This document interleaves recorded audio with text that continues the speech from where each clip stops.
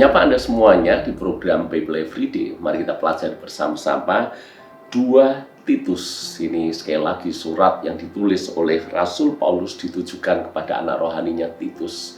Dan pesan yang dia tulis itu pesan yang sangat membumi. Pesan yang menyentuh aspek kehidupan sehari-hari. Saya rasa gereja perlu meneladani apa yang ditulis oleh Rasul Paulus kepada Titus ini. Karena seringkali mimbar-mimbar gereja itu mengkhotbahkan hal-hal yang ada di atas sana, tetapi lupa bahwa kita masih menginjak bumi. Hal-hal yang tidak relevan untuk diterapkan dalam kehidupan sehari-hari. Bahasanya adalah bahasa malaikat terus, bukan bahasa manusia yang bisa dipahami oleh orang-orang di sekitar kita. Dan Paulus menulis buah nasihat, menulis pesan. Ditulis kepada Titus dan harus disampaikan kepada jemaat dengan pesan-pesan yang sederhana, pesan-pesan yang membumi, pesan-pesan yang berkaitan dengan kehidupan sehari-hari. Maka saya pun belajar, mimbar gereja itu juga harus menyampaikan pesan yang bisa ditangkap oleh jemaat, bagaimana mereka menerapkan firman Tuhan dalam keseharian. Sehingga jangan sampai kita dianggap orang Kristen hebat secara rohani, tapi kita payah dalam kehidupan sehari-hari. Kita bisa dianggap begitu semangat di gereja, tapi kita payah di tempat kerja. Jangan sampai kita dianggap sedemikian saleh di gereja, tetapi ketika kita berada dalam keseharian bersama masyarakat, kita larut di dalam dunia. Buat apa? Jadi pesan keseharian ini juga penting untuk kita perhatikan sama-sama. Paulus menulis seperti ini, laki-laki yang tua hendaklah hidup sederhana, terhormat, bijaksana, sehat dalam iman, dalam kasih, dan dalam ketekunan. Ayat yang kedua dikatakan demikian. Jadi untuk laki-laki yang tua, hiduplah sederhana, terhormat, bijaksana, imannya sehat, dalam kasih dan ketekunan. Dan ternyata perempuan yang tua juga mendapatkan nasihat juga dari Rasul Paulus. Ayat yang ketiga, hendaklah mereka hidup sebagai orang-orang beribadah, jangan memfitnah, jangan menjadi hamba anggur, tetapi cakap mengajarkan hal-hal yang baik. Ayat yang keempat, dan demikian mendidik perempuan-perempuan muda mengasihi suami dan anak-anaknya, hidup bijaksana, suci, rajin mengatur rumah tangganya, baik hati dan taat kepada suaminya, agar firman Tuhan jangan dihujat orang. Garis bawahi kata firman Tuhan jangan dihujat orang. Kenapa orang bisa menghujat firman Tuhan? Kenapa orang bisa menghujat kekristenan? Bukan salah Kristennya, bukan salah Yesusnya, bukan salah ayat firman Tuhannya. Salahnya kita orang Kristen yang tidak menghidupi ayat-ayat firman Tuhan. Salahnya kita yang hanya saleh di gereja, tetapi tidak benar ketika berada di tempat kerja. Salehnya kita hanya di gereja, tetapi ketika kita berada di dalam rumah tangga, kita tidak bisa menjalankan peran dan fungsi kita masing-masing dengan baik. Suami tidak mengasihi istrinya, istri pun tidak tunduk kepada suaminya. Kita tidak mengajarkan hal yang baik kepada anak-anak kita. Kita tidak bisa mengatur rumah tangga. Bukankah Paulus menulis akan hal itu? Jadi urusan rumah tangga ternyata itu juga urusan yang penting untuk kita perhatikan. Janganlah kita bisa atur ibadah dengan baik. Ini mungkin khususnya para pemimpin rohani. Jangan sampai kita bisa mengatur gereja, mengelola gereja dengan baik. Gereja kita maju bertumbuh, tapi kita tidak bisa mengatur rumah tangga, tidak bisa mengatur anak-anak kita. Istri kita jadi batu sandungan, buat apa?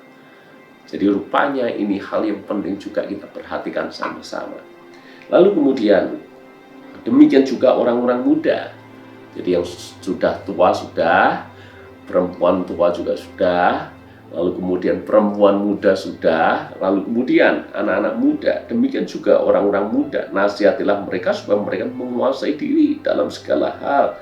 Jadikanlah dirimu sendiri suatu teladan dalam berbuat baik, dalam kau jujur dan sungguh-sungguh dalam pengajaranmu. Anak-anak muda diberi nasihat apa? Anak-anak muda harus bisa menguasai diri dalam segala hal. Karena namanya anak muda, kadangkala tidak bisa menguasai, tidak hanya dalam hal seks, tidak hanya soal percabulan, perzinahan, tetapi juga dalam aspek yang lain. Bahkan dalam aspek yang kelihatannya wajar saja, misalnya soal pekerjaan, namanya anak muda, ambisinya kuat, ambisinya besar, itu pun perlu dikuasai. Anak-anak muda, mari kita belajar bersama-sama menguasai diri kita dalam segala keinginan-keinginan yang bisa membutakan kita. Kuasai diri. Anak muda biasanya mimpinya adalah menjadi crazy rich, sukses before 13, sukses sebelum usia 30, lalu kemudian dipacu dirinya luar biasa, dipaksa dirinya luar biasa. Di hari ini firman Tuhan mengajar, kuasai diri, hai anak-anak muda. Lalu berikutnya, sehat tidak tercela dalam pemberitaanmu sehingga lawan menjadi malu karena tidak ada hal buruk yang dapat mereka sebarkan tentang kita. Maka para pemimpin rohani juga disebutkan di sini. Titus pemimpin rohani, tapi diingatkan oleh Paulus, engkau harus sungguh-sungguh dalam ajaranmu, ajaranmu harus sehat dan tidak tercela, supaya apa? Lawan-lawanmu tidak bisa cari kesempatan untuk menjatuhkan engkau. Pesan yang sama buat kita para hamba Tuhan. Jangan sampai kita hanya hebat di gereja, tetapi kita jadi batu sandungan dalam keseharian. Itu bisa menjadi jerat untuk menjatuhkan kita. Itu bisa menjadi hal yang akan membuat pelayanan kita tidak efektif, tidak maksimal. Bagaimana mungkin kita bisa menyampaikan pesan dengan berani kalau kita terintimidasi dengan banyak hal dalam kehidupan sehari-hari?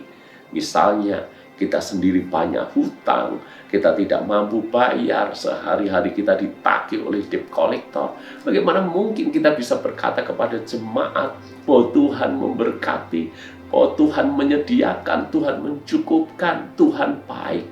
Bukankah kita tidak efektif dalam pelayanan kita karena terjerat, tersandera hal-hal sehari-hari itu? Makanya jadilah bijak sebagai pemimpin rohani. Tidak hanya pemimpin rohani yang disinggung oleh Paulus, tapi juga ayat 9, hamba-hamba hendaklah taat kepada tuannya dalam segala hal dan berkenan kepada mereka. Jangan membantah, jangan curang, tetapi hendaklah tulus dan setia, supaya dengan demikian mereka dalam segala hal memuliakan ajaran Allah Juru Selamat kita. Jadi pada waktu itu perbudakan itu masih terjadi, dan budak-budak Kristen, hamba-hamba Kristen diingatkan untuk apa? Untuk taat kepada tuannya, jangan bantah, jangan curang, tulus, setia. Tujuannya apa? Supaya mereka dalam segala hal memuliakan ajaran Allah Juru Selamat kita.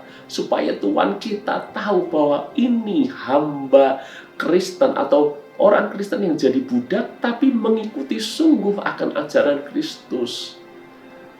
Jangan sampai kita para pekerja, kita melakukan hal yang curang di tempat kerja, mencuri, korupsi. Bagaimana mungkin bos kita, pimpinan perusahaan kita menghargai kita sebagai orang Kristen kalau dalam tempat kerja ada banyak celah di sana? Ingat, iblis berusaha menjatuhkan kita. Dan kalau kita tidak sungguh-sungguh konsisten dalam keseharian, dengan mudah Injil itu bisa disalahpahami. Mereka akan punya banyak celah untuk menyerang Injil. Padahal tidak ada yang salah dengan Injil tentunya. Yang salah adalah kita. Tapi seolah-olah kekristenan itu jelek, Injil itu jelek, karena tidak bisa mendidik kita, orang percaya, untuk hidup benar. Hal itu bisa dihindari kalau dalam keseharian kita tunjukkan kehidupan yang baik, yang benar, yang berkenan kepada Allah. Tuhan berkati.